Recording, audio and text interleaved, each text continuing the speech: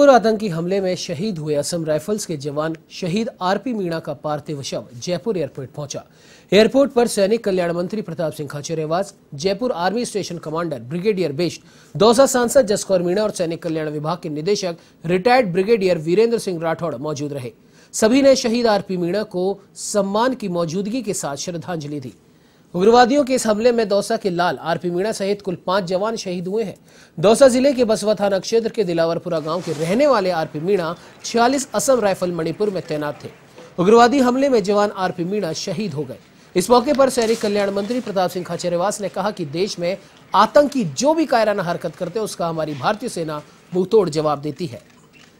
देश का सपूत आरपी मीणा महज 28 साल की उम्र में देश के लिए शहीद हो गया, लेकिन संदेश देकर गया है कि भारत मां पर आंच भी आई तो प्राणों की आहुति देकर भी दुश्मन को जवाब दिया जाएगा।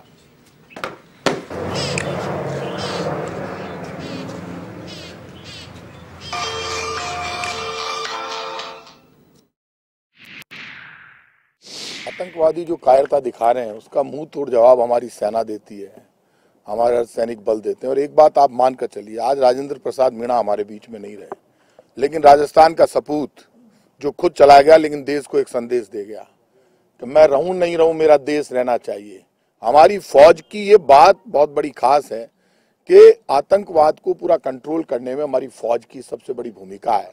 पूरा देश फौज के साथ में खड़ा है और ये बलिदान कभी खाली नहीं जाता। ये बलिदान ही है जो आज भारत एक ताकत बनकर दुनिया के सामने खड़ा है।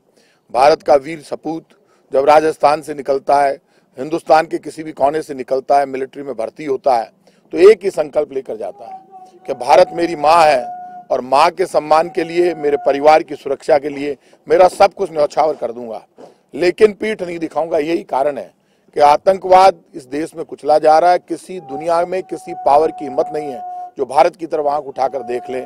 आज राजेंद्र प्रसाद मीणा सिर्फ 28 वर्ष के और हमारे बीच में नहीं रहे, और उनके साथ पहली बार ऐसी कायराना हरकत हुई है जब परिवार पूरा का पूरा, कर्नल का परिवार भी साथ में था, कर्नल साहब का।